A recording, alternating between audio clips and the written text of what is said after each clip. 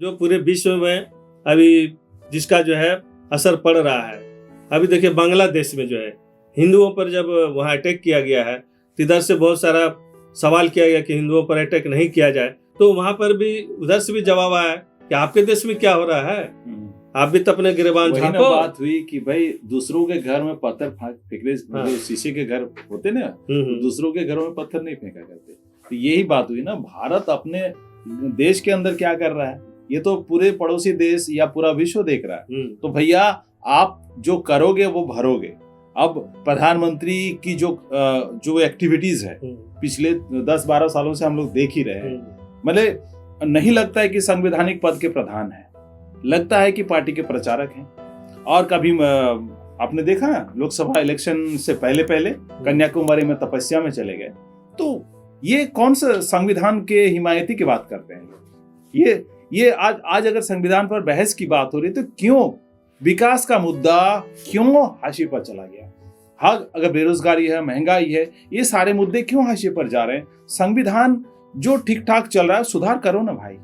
संशोधन के लिए तो वहां पर दिया हुआ प्रावधान, संविधान का संशोधन करो। ये तो संविधान को पूरी तरह से खत्म करने की बात हो रही है ना, मतलब वो संविधान में संशोधन भी इस तरह से किया जा रहा है जो अल्पसंख्यकों के खिलाफ जा रहा है। इसमें खुल करके वो जो एक ही बात है कि उसको हिंदू वोट लेना है तो हिंदू लोगों का राष्ट्रीय मैंने केंद्रीयकरण करना है, मैंने मोबिलाइजेशन करना है कि सब हिंदू जाति पाति के भेदभाव भुला करके आप जो है कि सभी हिंदू जो है बीजेपी को वोट डालो। लेकिन इसका दूसरा पक्ष भी है जो कि आपको अंधेरे में रखता है। जैसे अभी आपको बता दे कि योगी जी ने नारा दिया बटोगे तो कटोगे, है ना, और प्रधानमंत्री ने भी नारा दिया एक है तो सेफ है। क्यों ये कहा गया है? ये कहा है कि जाति के आधार पर आपको नहीं बंटना है, यानी सब जो हिंदू जो है वोट डाल दो बीजेपी को। उसी तरह प्रधानमंत्री बोला एक है तो सेफ है, मतलब सब हिंदू एक हो जाओ तो सेफ हो जाओगे। तो सवाल किससे तुमको खतरा है भाई? जातिगत जो विषमता है, जातिगत विषमता को खत्म करने के लिए जो है जो आरक्षण लागू किया गया था या सामाजिक समानता जो लाना चाहिए था, ये तो नहीं कर रहे हैं। अभी भी देखिए बहुत सारे जगहों पर जो है ये सरकार तो ऐसी है कि इतने सारे बाबाओं को इन्होंने छूट दे दिया है जो खुलेआम बोला भारत को हम जो हिंदू राष्ट्र बनवाएंगे। जो लोग हिंदू राष्ट्र निर्माण में आप लोग सहमति व्यक्त करते हो अपना हाथ उठाओ।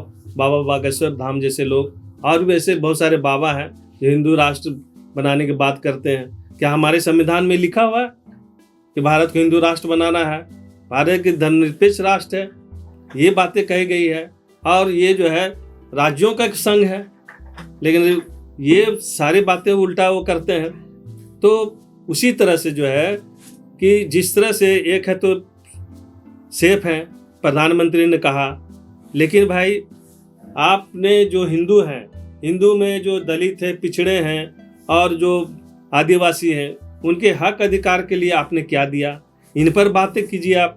उन लोगों को कितना आपने नौकरी दिया, कितना शिक्षण संस्थान उनके लिए आपने बनाया, कितने हॉस्पिटल बना जहाँ आप जो है कि मुफ्त में आपको जो स्वास्थ्य सुविधाएं मिल सके, तो नहीं के बराबर है। तो ये सब जो है ये दिखावा है कि एक है तो सेफ है, ये है तो वोट लेने का है। और सबसे बड़ी बात जो हमारा संविधान में भी कहा गया है कि जिस तरह से उसमें एक मार्केबल बात उन्होंने कहा था डॉक्टर अंबेडकर साहब ने कि हमें इस बात को याद रखिएगा दोस्तों कि डॉक्टर अंबेडकर साहब ने जो कहा एक बड़ी बात कि हमें राजनीतिक आज़ादी मिली है, ठीक है, लेकिन हमें सामाजिक और आर्थिक आज़ादी नहीं मिली है। और हमें अगर सामाजिक और आर्थिक आज़ादी नहीं मिलती है तो ये हमारे देश के लिए बहुत ही खतरा साबित होगा। और दूसरी बात उन्होंने ये भी कहा था, जब पाकिस्तान धर्म के आधार पर राष्ट्र बना था तो उस पर उन्होंने ये भी कहा था पाकिस्तान का जो हुआ हुआ, लेकिन भारत को कभी भी हिंदू राष्ट्र भूलकर भी नहीं बनना चाहिए। अगर हिंदू राष्ट्र बनता है तो ये राष्ट्र फिर एक नहीं रह पाएगा और राष्ट्र जो है टुकड़ों में बंट जाएगा, रियासतों में फिर बंटेगा। खुलेआम जो है देश का प्रधानमंत्री से लेकर बहुत सारे नेता जो खुलेआम मुख्यमंत्री सब बोलते हैं। इनका सबसे बड़ा उदाहरण अगर आप देखेंगे तो जब देश में संविधान सभा के लिए जो है पार्लियामेंट नया हाउस जो बना, पार्लियामेंट का नया हाउस बना, तो संविधान को प्रति स्थापित वहाँ करना चाहिए था, संविधान को ले जाकर पहले रखना चाहिए था वहाँ पर, है ना, उन्हें नमस्कार करना, उन्हें सम्मान देना चाहिए। लेकिन इन्होंने क्या किया, मनुस्मृति का प्रतीक चिन्ह सेंगोल के लेके आया। सेंगोल मैंने राजदंड, उन्होंने तो क्या राजदंड के आधार पर क्या देश चलेगी, लोकतंत्र या संविधान के आधार पर चलेगा। तो और उसके साथ बाबाओं को भी लाया हेलीकॉप्टर से, पूजा पाठ करके वहाँ जो क्रिया कर्म करके किया गया, जो आपने सब देखा है। सेंगोल लाने का क्या मतलब था, कोई मतलब नहीं था देश के आज़ादी के बाद, इतने दिनों बाद भी। तो ये जो है अभी हमारे देश में जो है ये जरूरी है कि सभी लोग जो है भारत के संविधान का अध्ययन करें और जाने कि आपका हक अधिकार क्या है। धर्म के आधार पर, जाति के आधार पर आपको नहीं बंटना है, लेकिन अपने हक अधिकार के लिए संघर्ष करना है। तो ये हमेशा कहा गया है कि जो शासक वर्ग होते हैं वो आप धर्म का अफीम पिलाते हैं, और धर्म का अफीम पिला करके जो आपको इतना नशा में आपको इतना डुबा देंगे कि आप अपना हक अधिकार का बात नहीं करेंगे। आपके लिए सबसे बड़ा अगर दुश्मन अगर कोई है तो बेरोजगारी नहीं है, भुखमरी नहीं है, अशिक्षा नहीं है, बहुत सारा ऐसा है। जो आज किसान जो सुसाइड कर रहा है वो कुछ नहीं है। देश के लिए सबसे बड़ा जरूरी है कि हमारा देश हिंदू राष्ट्र बन जाए, मुस्लिमों को हम निकाल बाहर करें, या मुस्लिम दूसरे दर्जे का नागरिक बने। यहाँ जो उसकी जो मुख्य किताबें हैं, जो उनका जो मार्ग निर्देशक जो हैं, जिन्होंने कहा है, जो लिखे किताब, सावरकर लिखा है, या मान लीजिए उनके जो विचारक थे डॉक्टर हेडगवार लिखे हैं। इसके बाद और भी बहुत सारे लोग हैं जो उनका जो सिद्धांत जो है, आरएसएस का जो सिद्धांत है खासकर जो है, उनका क्या कहना है। सीधा सीधे बात है कि हम मनुस्मृति के आधार पर हमको चलना है। इसका एक उदाहरण अभी हम दे रहे हैं कि बटेंगे तो कटेंगे सवाल पर जो है कि आदि शंकराचार्य जो है बता रहे थे कि सनातन धर्म का तो ये प्रतीक है। सनातन धर्म तो तभी है जब उसमें जाति है, और जाति रहना बहुत जरूरी है ना।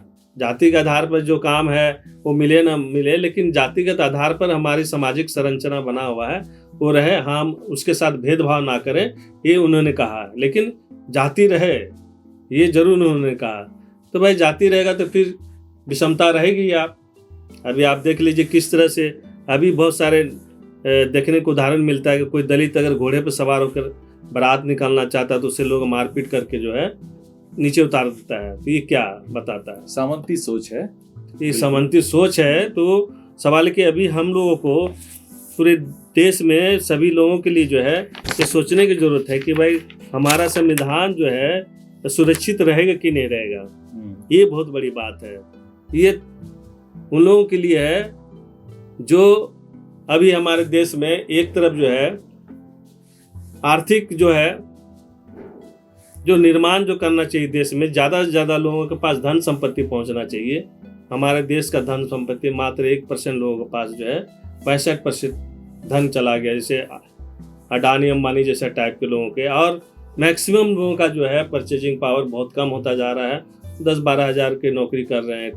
तो क्या होगा ऐसे स्थिति में। तो जरूरी है हम लोग अब इस चर्चा को यहीं ख़त्म करेंगे।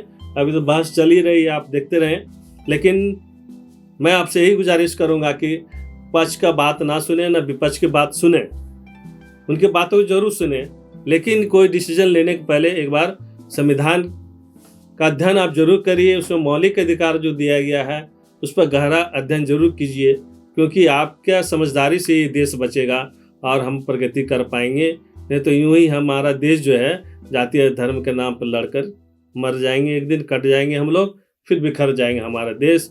और आपको बहुत अफसोस होगा, क्योंकि हजारों आदमी ने कुर्बानी देकर हमारे देश को बनाया है, और इसमें सभी धर्मों का, सभी जाति का उसमें सहयोग है। इसलिए वी यूनाइट, वी स्टैंड, इस पॉलिसी को आप बनाए रखें।